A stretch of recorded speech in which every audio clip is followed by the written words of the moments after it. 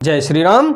आइए चलते हैं हम आपको फिर प्रभु श्री राम के रामचरितमानस के अयोध्या कांड में, जिसको सुनने और पढ़ने मात्र से ही हमारा आपका देश संसार का कल्याण हो जाएगा। क्योंकि देखा जाए तो कलयुग में राम नाम का ही आधार रह गया है।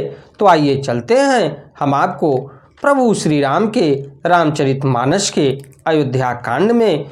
क्योंकि बालकांड संपन्न होने के बाद मैं आपको अयोध्या कांड में ले चलता हूँ और जहाँ तक हो सकेगा तो पूरी रामचरितमानस की कथा आप तक पहुँचाने का पूर्ण प्रयास करूँगा, अपनी वीडियो के माध्यम से, अपने चैनल के माध्यम से।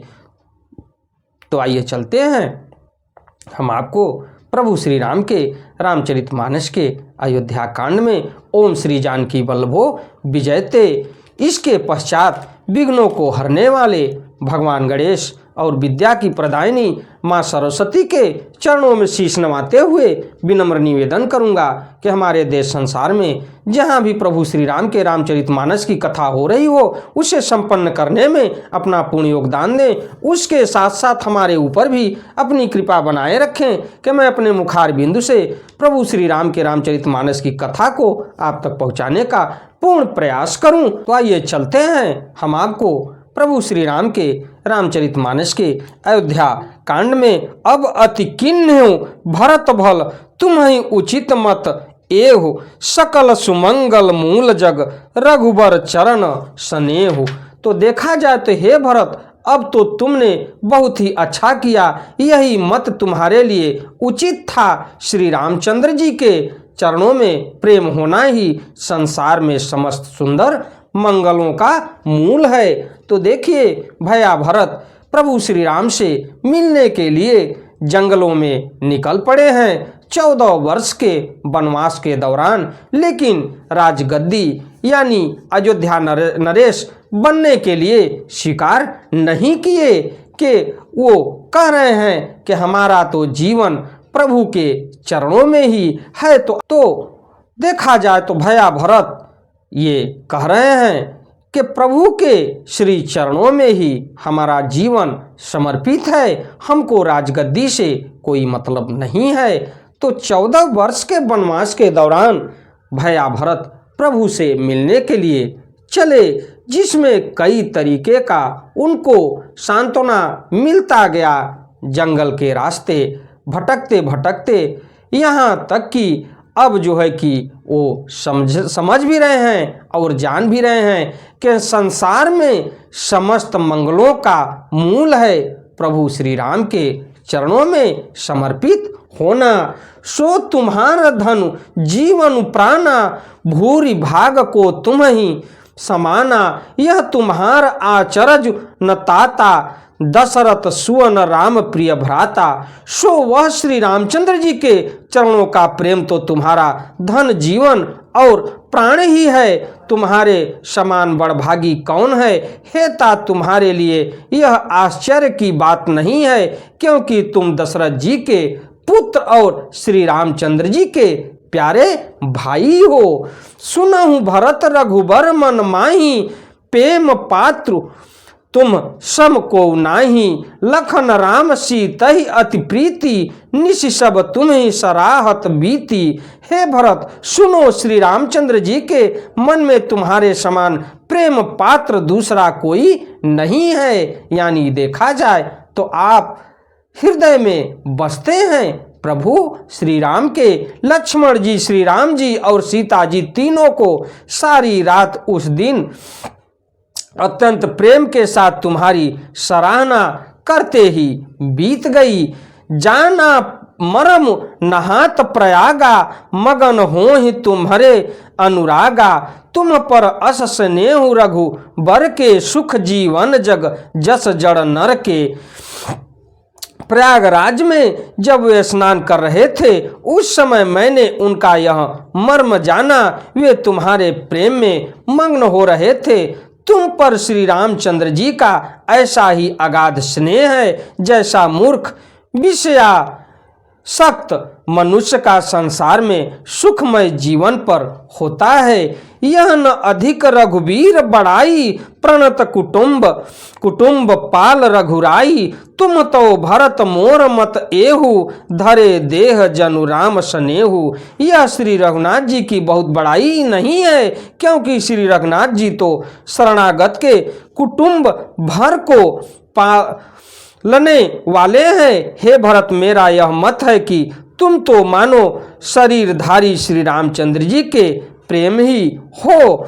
तुम कह भरत कलंक यह, हम सब कह उपदेश। राम भगति रस सिद्धि हित, भाय समऊ गणेश।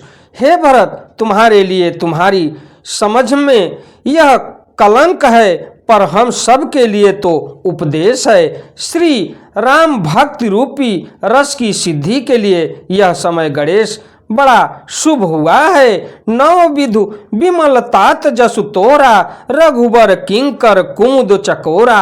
उदित सदा अथ इह कबहू ना, घटी न जग नभ दिन दिन दूना।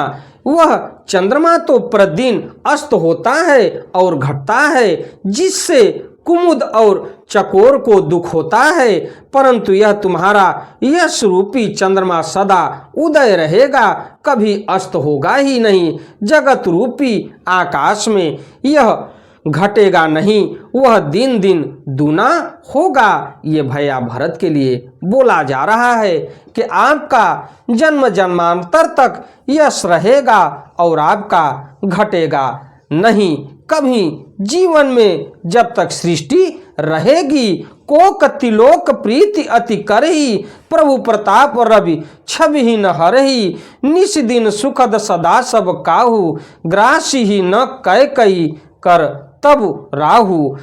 त्रिलोक्य रूपी चकवा इस यश रूपी चंद्रमा पर अत्यंत प्रेम करेगा और प्रभु श्री रामचंद्र जी का प्रताप रूपी सूर्य इसकी छवि को हरण नहीं करेगा।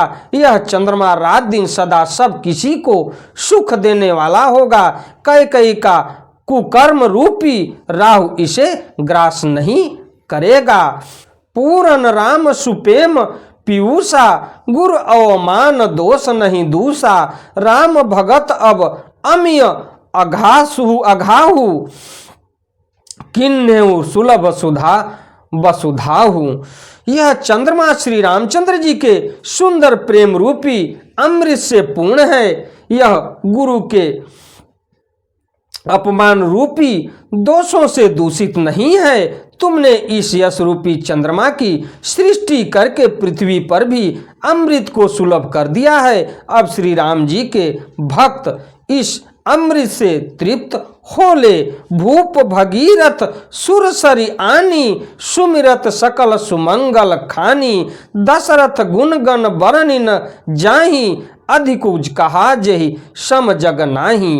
राजा भगीरथ गंगा जी को लाए, जिन गंगा जी का स्मरण ही संपूर्ण सुंदर मंगलों की खान है। दशरथ जी के गुण समूहों का तो वर्णन ही नहीं किया जा सकता है। अधिक क्या जिनकी बराबरी का जगत में कोई नहीं है। जासु स्नेह सकोच बस, राम प्रगट भय आय। जे हर ही नय नहीं ननि, कबहु निरखे नहीं अघाय। जिनके प्रेम और संकोचशील के वश में होकर स्वयं सच्चिदानंद भगवान श्री राम आकर प्रकट हुए, जिन्हें श्री महादेव जी अपने हृदय के नेत्रों से भी अघाकर नहीं देख पाए, अर्थात जिनका स्वरूप हृदय में देखते देखते शिव जी कभी तृप्त नहीं हुए। कीरति विधु तुम किन्न अनूपा, जह बस राम प्रेम मृग रूपा। तात गलानी करहु जिय जाए, डरहु दरिद्र ही पारसु पाए।